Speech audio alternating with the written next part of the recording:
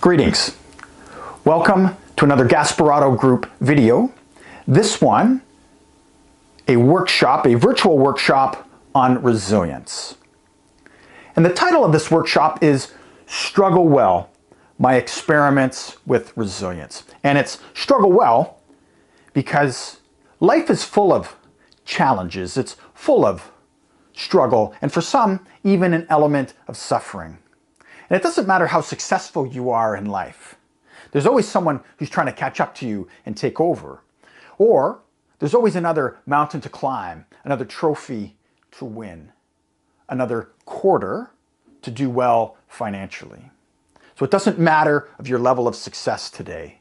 A meaningful life means fighting for what you believe in and day out. It means struggle. You might as well learn to struggle well.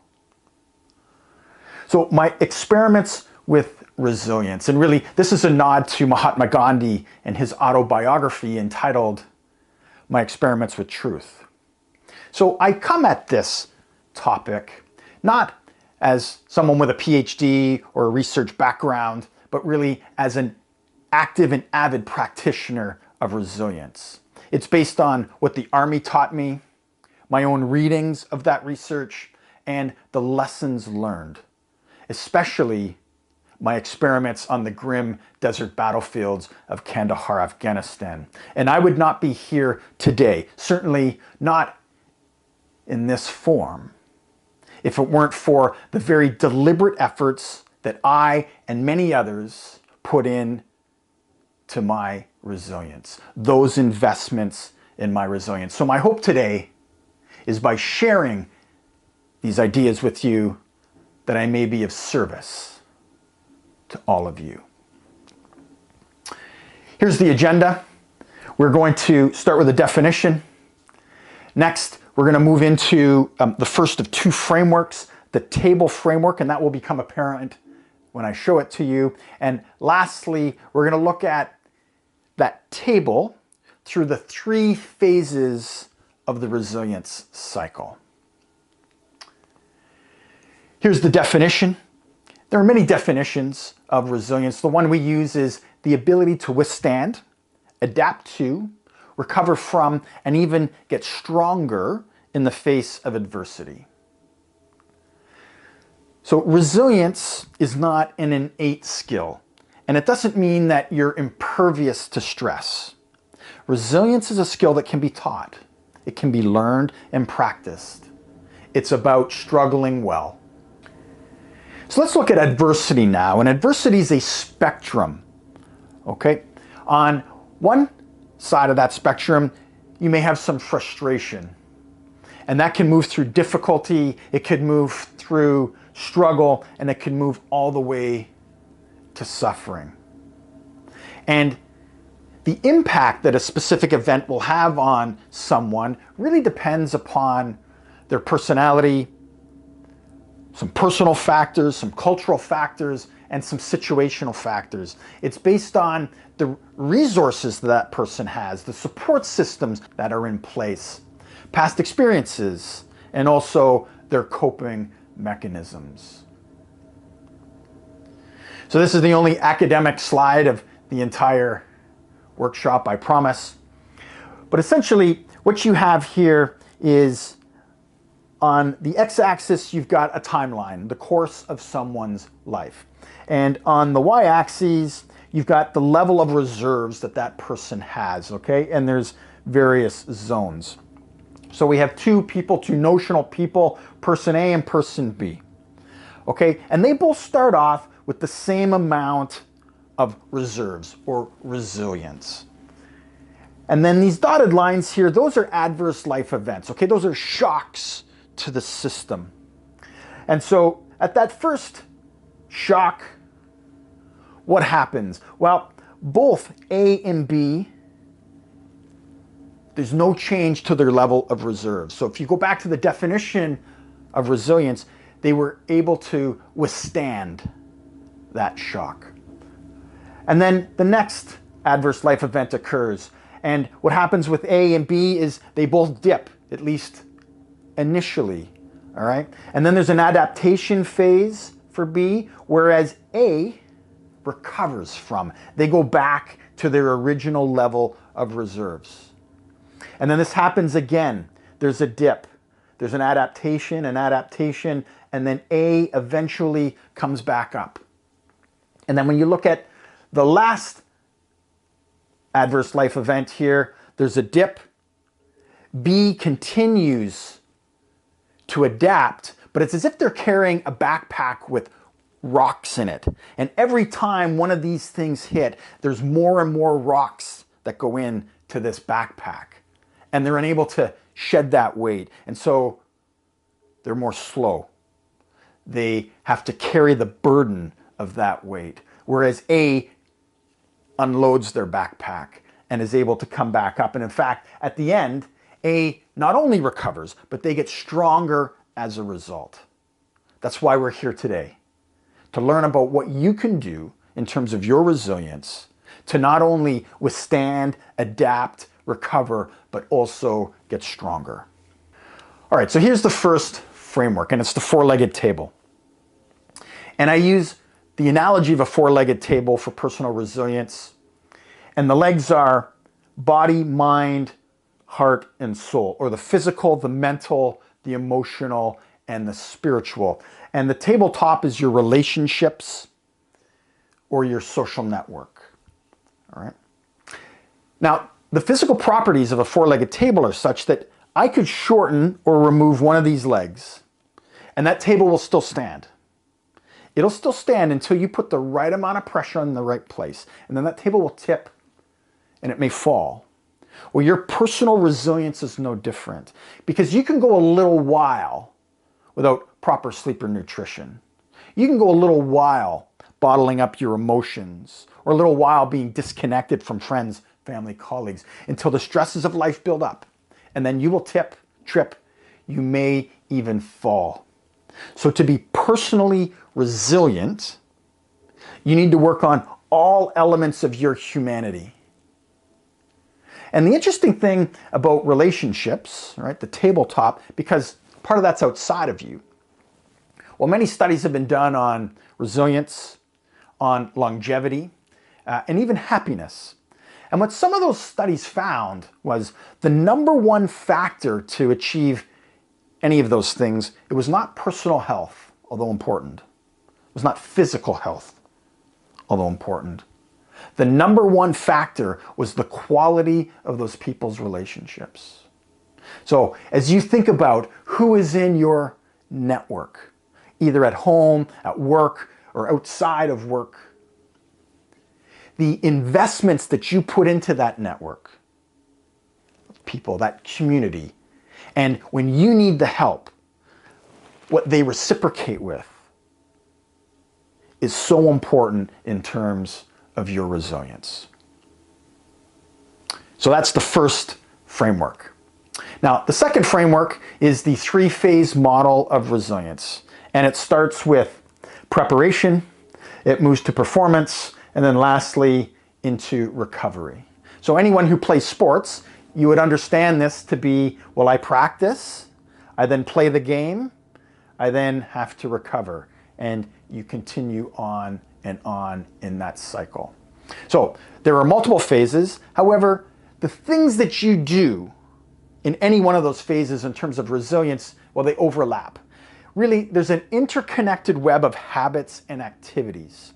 And when you practice them, you will become more resilient across that spectrum of adversity. So let's get into some specifics now.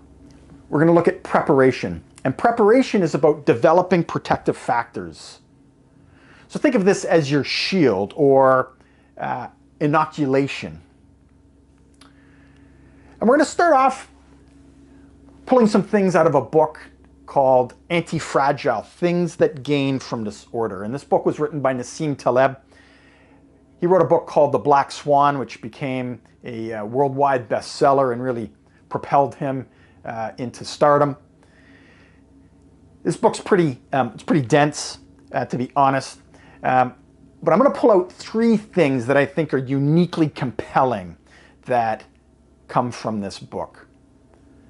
So I've cherry-picked those 3 pieces of advice. The first one is this idea of a barbell strategy, where you're safe at the core while you take risks at the extremities. So if you look right at this super ripped dude doing a deadlift of I don't know how many hundreds of pounds, but if he were to drop that weight, he's not going to become injured, right? The danger, the risks are at the extremities. He's safe in the core. So let me give you a couple of examples. So if I look at myself, what has enabled me to go into the entrepreneurial journey where financial reward is risky is I spent 20 years in the Army and I'm pensioned. I was relatively smart with my money, and so my house is paid for. So that's allowed me to take risks in terms of being an entrepreneur, because at home, I've got financial security. So some other things might be, if you're a sports team, how you experiment with stuff during practice, right? And you play it more safe during a game.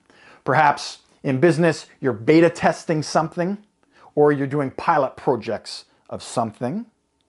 And so you're not taking on that risk at the core, it's just at the extremities, the barbell strategy. Next, we've got this idea of via negativa, which is just Latin, meaning removing negatives from your life so you can increase overall positives. So I think about limiting factors. If you're into complexity theory, right, systems thinking, often when you look at a system, it's not about adding more fuel, it's about removing the brakes on the system. So if you want to lose weight, certainly in my case, this is what I've learned. It's not about doubling the amount of exercise I do. It's about removing some of the negative things in my diet, perhaps alcohol or dessert every single day. On a sports team, it's about simplifying the playbook. And in everyone's life, perhaps you want to trade away some drama. You know, it's been said we're the average of the 5 people we spend the most time with. Well, whether or not that is scientifically true, I think, anecdotally, we are the product of our environment. And so if you can trade away drama by perhaps not spending time with those who drag you down, then you will become more positive, or your life will become more positive as a result. And the last thing from Nassim Taleb is this idea of respecting and learning from the old. And I certainly believe, I'm an engineer by background, so I'm a scientist. But I also believe that science is trying to prove what the ancients always knew. And so here, taking a more Eastern approach to wellness has worked for me. A lot of soldiers are doing it in terms of yoga, meditation, breath work, mindfulness, dispelling this idea of no pain, no gain. Yes, we have to do hard things, but there are ways of doing it that are more aligned, more balanced in terms of the approach. So respecting and learning from the old. All right, that's it for Nassim Taleb. Next, we've got this idea of being tough and flexible. So resilience is about having both. And the analogy here I use is the oak tree versus a palm tree in a hurricane. And so an oak tree grows up, it's big and strong and tall and rigid, right? It's a hardwood. And when those hurricane winds come, an oak tree will snap, whereas a palm tree will bend right over and then bend back when the wind is done. It has both toughness and flexibility. So I want you to think about that, not just from a physical perspective, right? Why strength training is important, and it has to be coupled with stretching, all right, and mobility, but also from an emotional and mental perspective. Doing hard things, We have a saying at Gasparotto Group that you can't click your way to resilience. And so I want to give you some examples of doing hard things for each part of the resilience table. Most people start with doing hard physical things. Not all, but most. And there's something called the cross-stressor adaptation hypothesis, which just means when you do something hard in one area of your life, it enables you, it builds the pathways for you to do something hard in another area of your life. So this picture is of me. I'm doing the 2 Brigade Ironman, and that involves carrying a 40-pound rucksack with combat boots, 42 kilometers on land. Some of it you're also solo portaging a canoe, and you're doing 8 kilometers of solo paddling. Before I did the Ironman, I was fit, but more in an athletic sense. I was a reasonably good soccer player, but I wasn't as tough. I wasn't as physically, mentally, and emotionally tough as I was after preparing for and doing this race. It trained me to take pain. It trained me to endure a bit of suffering, a bit of loneliness, to get over the self-limiting thoughts that occur in your mind and push through to that finish line. Doing hard things from a mental perspective. So this is a picture of the Duolingo and the method by which it teaches you. The focus here is not on Duolingo, it's not on learning necessarily, it's on, or not on how they structure learning. The message here is, how are you learning new skills? How are you keeping your brain active? It doesn't have to be a new language. It could be a hobby. It could be taking up a sport, doing puzzles. Are you switching careers, or are you taking on more responsibility in terms of the career you have? And are you reading, or however you ingest information, and are you doing that outside of your comfort zone? So many professionals, we read very deeply in our area of expertise. But are you reading outside of that? There's a lot to be learned from Shakespeare, poetry, and fiction. And there can be ideas that you get from these other sources of information, right? These other areas of expertise that you can use in your own. So how are you keeping your brain sharp? Next, we've got doing hard things emotionally. And I would say emotions are often the hardest thing to work on, especially for type A people, type A men in particular. And if I reflect upon my own leadership journey, my own life journey as a person, the greatest advances that I've made as a leader, as a person, as a father, as a husband, as an entrepreneur, were emotional. The work I did on my empathy muscle, and my impulse control, and my active listening. All things tied to your ego. When the ego is pure, it allows you to do amazing things. But you got to put in the hard work. Next, we've got doing hard things spiritually. So some people will equate spiritual to religion, and that's okay. That's good. That's not my connection. I connect it more to purpose.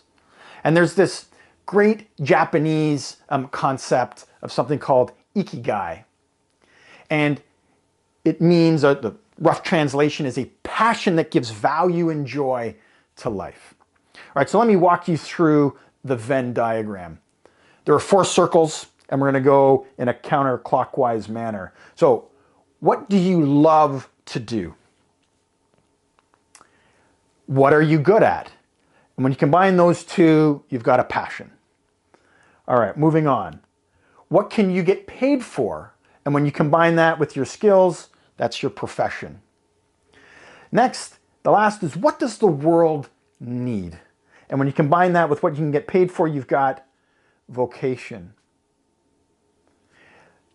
And just to finish off the circle, what you love to do and what the world needs, that's your mission. But when you combine all of those things, you get ikigai, a passion that gives value and joy to life. We're going to hear a story a bit later on about a man named Viktor Frankl and really how he survived some horrific circumstances came down to this. So the last thing in terms of doing hard things relates to relationships. So how do you do hard things as a team? Well, we have an expression, I learned it in the Army, but that we use at Gasparotto Group often. It's to chew the same dirt. So this is a photo taken of the Ottawa Junior Sens, a junior A hockey team here in town. After they did some training with us, they really latched on to this particular saying, this mantra, this set of behaviors, and they had it painted on their dressing room wall. The best community is built when people have the bonds of human connection. People have the bonds of human connection when they have a common story. The more uncommon, the better. A story that involves overcoming a challenge, struggling together, chewing the same dirt. And so when you chew the same dirt, that is the ultimate creation of community. Moving on. There's this idea of training hard and fighting easy. And this quote is courtesy of a Russian general named Alexander Suvorov. Because here's the thing. In crisis, in high stress situations, most of us, we don't rise to the occasion. Rather, most of us, we sink to the level of our training. So this is about preparation. Preparation and preparation. That's how you develop muscle memory. But here's the thing. Practice doesn't make perfect. Perfect practice makes perfect. So I want to tell you a story about some police officers in the United States. This is several decades ago, but they were shot in a gunfight with criminals because after they had unloaded all the bullets in their gun, what did they do? They bent over and they started picking up the brass on the street. Why? Because that's what they did in training. So you have to train as you would fight, or you have to train as you would operate in whatever the real world looks like. Last thing I want to talk to you about in terms of the preparation phase is this idea of plans versus planning. So on the left, you have a quote from General Eisenhower, "Plans are worthless, planning is everything." And General Eisenhower commanded all Allied troops in Europe in World War II. And on the right, you've got a quote from Mike Tyson, "Everyone has a plan until they get punched in the face." So when you put these things together, what do you get? Well, planning gets you to the line of departure or the start line.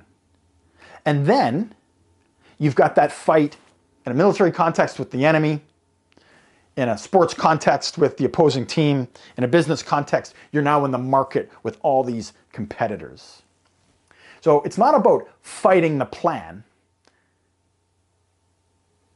You need to fight what's going on in the environment. The plan just gets you there and gives you some guide rails. The plan allows you to engage with a highly dynamic future. So for your companies, how many of you have business continuity plans? When's the last time they were updated? When's the last time they were read? When's the last time they were practiced? Planning gets you to that start point and then allows you to react to a highly dynamic environment. All right, so we're done with the first section of the workshop in terms of the theory. What I want you to do now is to take some time for some individual reflection. and you're going to focus on the preparation phase of resilience. So here are the questions. What are your areas of strength and opportunities for growth as it pertains to resilience preparation? And based on that, where can you offer support to others, but also where do you need some help? So I've given you some things to think about in terms of my experiments with resilience. Undoubtedly, there are other things in your lives that you do in terms of body, mind, heart, and soul in your relationships that you can consider here.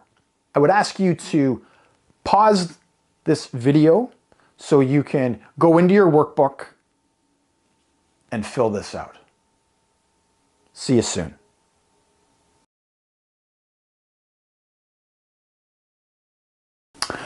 Welcome back, everyone. Let's dive right into part 2 of the workshop. And so now we're going to look at performance, which is all about executing coping strategies, right, during the game, during the event, during crisis. First idea I want to introduce is this notion of focusing on what matters and then controlling what you can control. And so really, you want to expend your energies on what's going on where those two circles overlap. So let me tell you about a story from my time in Kandahar. It was September 4th, 2006. The day before, we had just had a failed attempt when we tried to seize control of a particular area of ground from enemy forces. We were unsuccessful in that attack, and so we were back, we were regrouping, and it was daybreak. And I was standing in the turret of my light armored vehicle, and out of the corner of my left eye, some 15 to 20 meters away, came this massive explosion of white light. It was as if a transformer had blown. And several seconds later, the unmistakable sound of a coalition warplane firing its high explosive rounds into our position. So that friendly fire killed one Canadian soldier and wounded 35 others, including 5 from my squadron. And this friendly fire also represented the 3rd time where I had nearly been killed. And I can tell you, when those close calls happen, when your life flashes before your eyes, it takes everything inside of you to hold it together before you're of any use to anyone else. So to lead others effectively, it starts with leading yourself. And that starts by controlling what you can control. I didn't control what was going on in the skies. I didn't control what the Taliban were doing north of the river. I didn't control who was already injured. I can only control my reaction and indirectly my squadron's reaction to it. Control what you can control. And then look at the things that matter so you can focus your energies where you actually have influence. Everything else is just noise. Everything else is a waste of precious energy and resources. Connected to that idea is this next concept of doing the easy things easily. And that's all embedded in this concept of start, stop, and continue.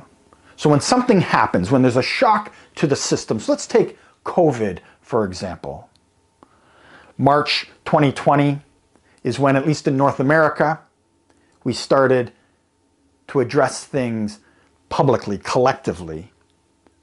There were shutdowns in many parts of the world.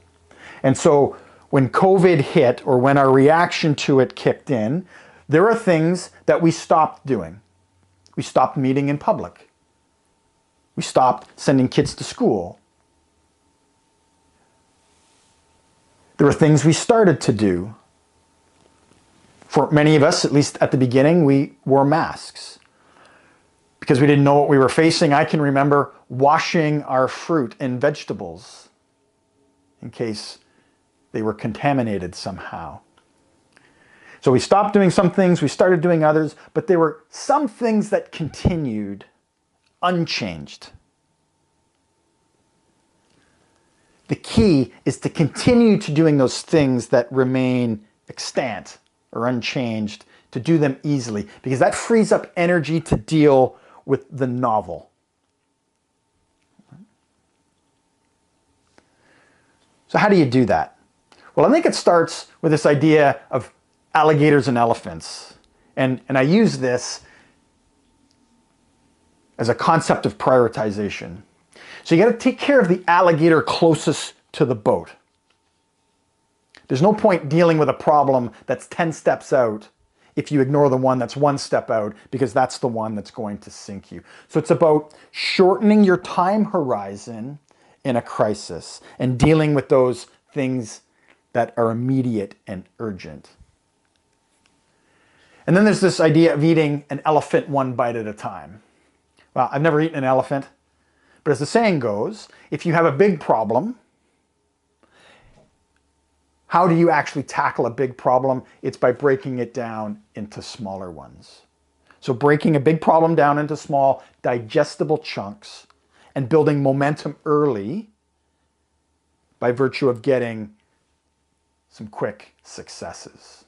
So alligators and elephants. What's helpful to all of these things so you can focus on what really matters? Well, to me, it comes down to breathing. Breathing is arousal management 4 by 4 seconds at a time. So what we were taught in the Army is box breathing, where you breathe in for 4, you hold for 4, you breathe out for 4, and you hold for 4. So if you're able, I would invite you to follow me on one round of box breathing, and we'll start with an in-breath. So in, and hold, and out, and hold.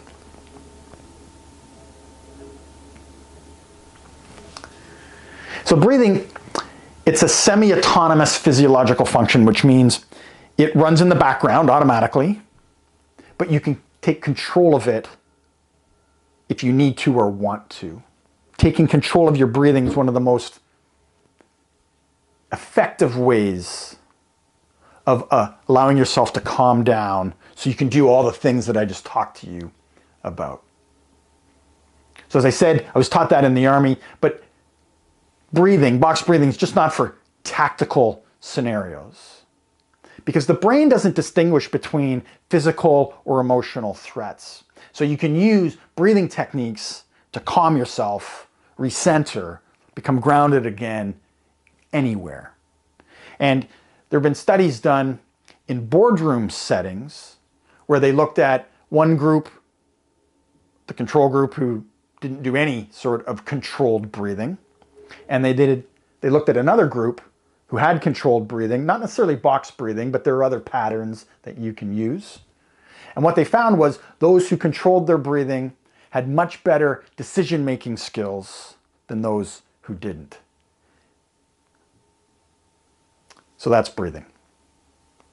I want to introduce Viktor Frankl to you, and I take great inspiration from this man and his story and the work that he did. So Viktor Frankl was an Austrian Jew. He was imprisoned by the Nazis in several concentration camps. He survived the Holocaust, and he went on to write a book entitled Man's Search for Meaning. And in that book, he quotes a German philosopher named Nietzsche quite a bit. And he has a saying where he who has a why to live for can bear almost any how. So a person who has a why to live for can bear almost any how. And that why I relate back to purpose and meaning when we went through that Japanese concept of ikigai. And you can have meaning in terms of something creative, right? Your work, something experiential, the beauty of nature, a sunrise, or you can love someone else. with everything you have, and that gives you meaning. One of the best passages or most powerful passages in the book, Frankl writes, "Everything can be taken from a person but one thing, the last of human freedoms. That's to choose one's own attitude in any given set of circumstances, to choose one's own way. And if you're unable to change the situation, you're forced to change yourself." So as you look at Viktor Frankl, he's not an imposing man, right? Physically, he's not a big man. But what enabled him to survive the horrors of the concentration camps was what he had here, that mindset, and what he had here in his heart and in his soul. Because in the end, to live is to suffer. To survive is to find meaning in that suffering. And that concludes the second part of the workshop in terms of some of the theory and my experiments. Let's now move into the workshop activity. All right, so it's time once again for some individual reflection, but now you're going to look at resilience and the performance part of it. Same questions. What are your areas of strength and your opportunities for growth as it pertains to resilience performance? And where can you help others, or where can you offer support to others, and where do you need some help? So again, press pause in the video and go to your workbook to complete this set of personal reflection. I'll see you soon.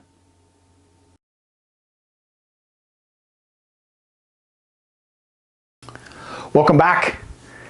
Let's dive into the third and final part of the workshop. And let's look at recovery, which is all about facilitating healing and adaptation. And recovery should not be an afterthought. So if you speak to many amateur athletes, what they do after an event isn't as important as what they do before to prepare for it. But active recovery needs to be thought of that way. It needs to be active. It's not an afterthought. This is where you will promote that healing that's required and that adaptation that's required to get you ready for the next game, the next event, whatever life throws your way. So how do you do that? For me, it starts with owning your experience. So whatever that traumatic experience was, or that crisis that you went through, that challenge that you went through, that struggle, it's owning that experience and becoming a better person for it.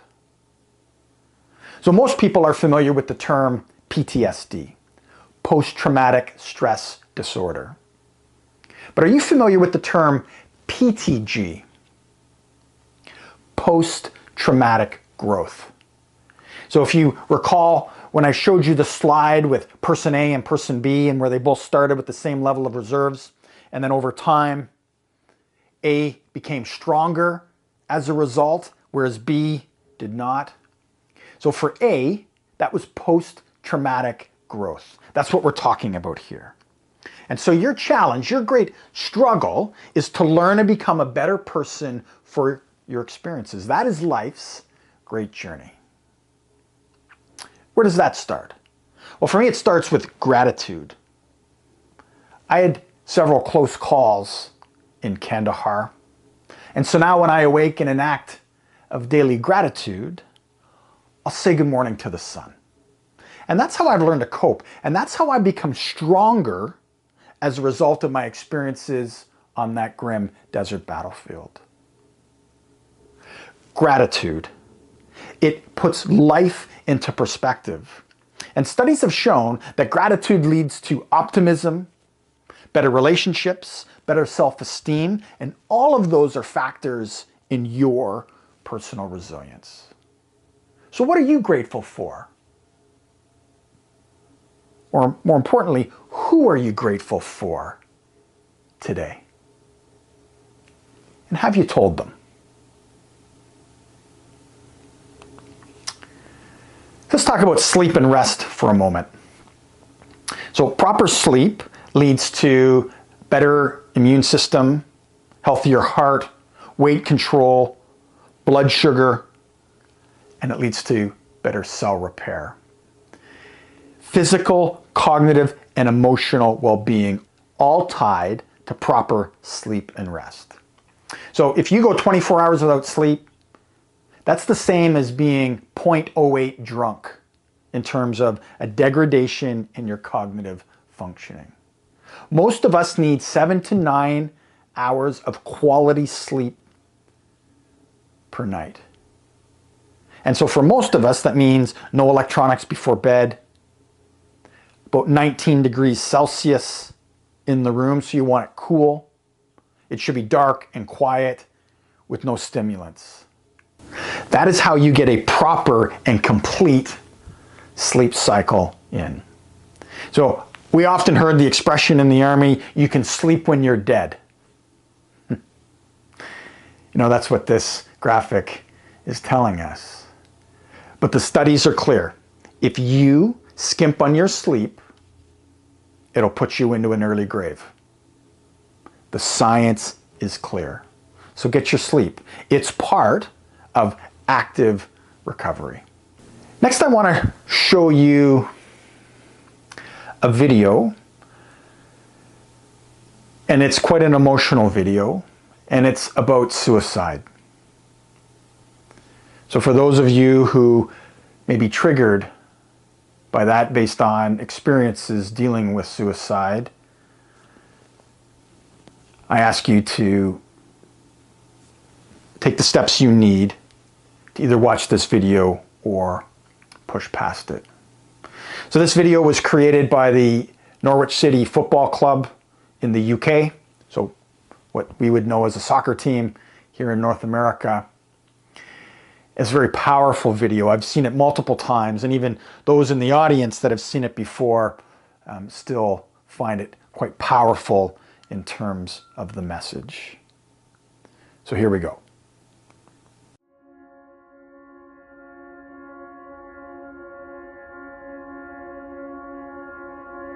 Oh wow, how are you doing? You good? Oh, sorry, thank you. How you doing? God, it's exciting, isn't it? Hey?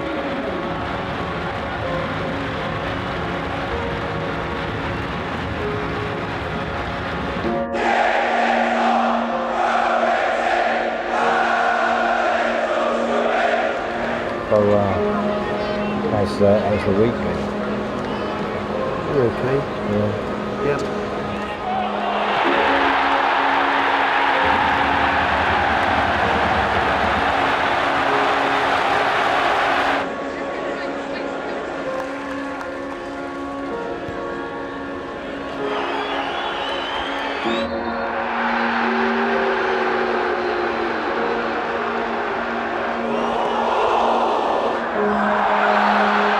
I hope things are better outside of football.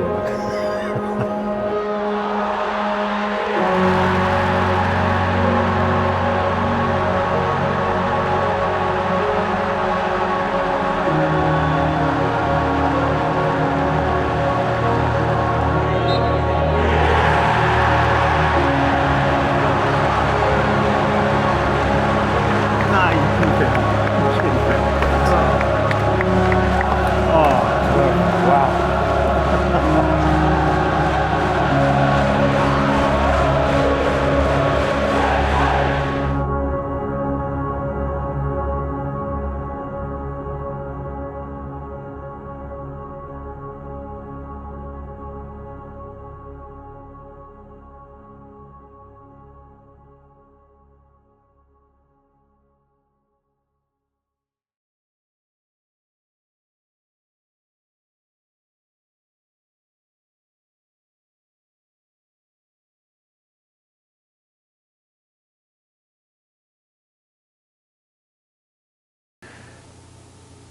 Very powerful video, very emotional one.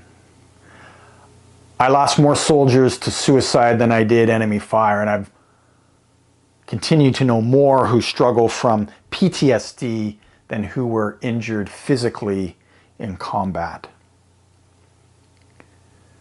The message: don't be alone in a crowd. Seeking help is not a sign of weakness, it's a sign of strength. If you need the help, I urge you, I implore you to get it. If I think about my own journey, my recovery from some of the things I've done and seen, at times, I needed professional help. And I wouldn't be here today had it not been for some interventions and the deliberate investment that those professionals gave me. People may or may not be able to tell if you're struggling or if you're not struggling well. Don't be alone in a crowd.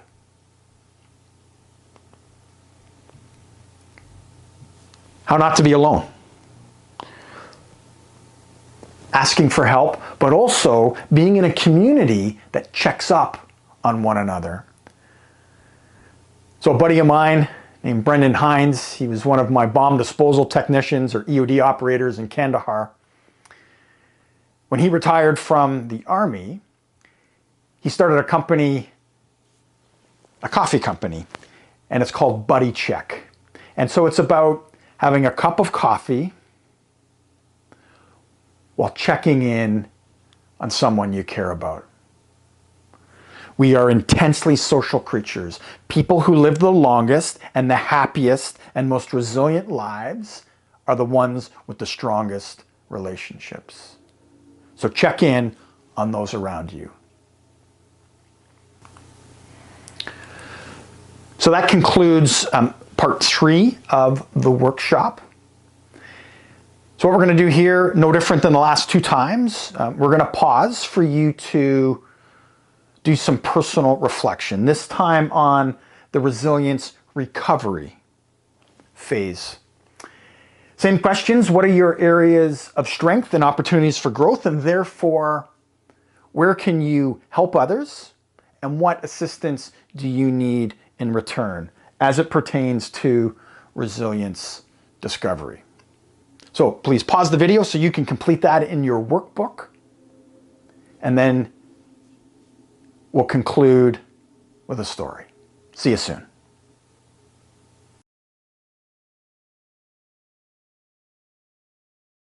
In 2006, I commanded a squadron in Kandahar, and after significant combat operations against a massive Taliban enemy force, which we were ultimately successful in prosecuting those operations, my squadron was tasked to build a road. And during the construction of that road, my vehicle strikes an improvised explosive device. And the detonation is so loud, I don't hear it. I'm not knocked out, but I am concussed. I feel the shockwave travel up through my body, and then the physiological effects of stress set in.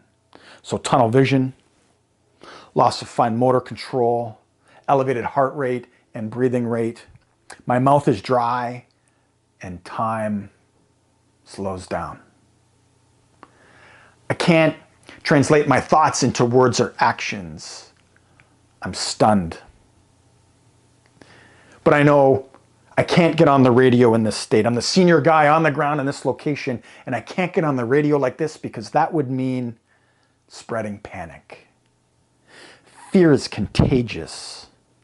To lead others effectively, it starts with leading yourself. So once again, in this moment of personal crisis, I need to control what I can control, starting by regaining control of my senses, my emotions, and my thoughts. And as we know, in crisis, most of us, we don't rise to the occasion. Rather, we sink to the level of our training. And this is where my training kicked in. And I did a couple of rounds of box breathing, In for 4, hold for 4, out for 4, and hold for 4. And consciously controlling your breath is one of the best, if not the best, resilience techniques in the moment. It allows you to recenter, to become grounded again, to move from the limbic system or fight, flight, freeze, posture, submit, those animal instincts to fear, back into the cortex or the thinking part of the brain. We all get blown up in life. Now, thankfully for most of us, that's not a literal event. But you're going to get blown up. Your dreams, your plans, your projects. And when you do, you have a choice about how you react. You have that choice. Resilience is a skill that can be taught and learned. You can learn to struggle well. So what will you do to reinforce that table, that resilience table that you already have, body, mind, heart, and soul, and relationships, such that the next time you're blown up, you're not gripped by fear and panic. So you can breathe through it and therefore think through it to get you to the other side.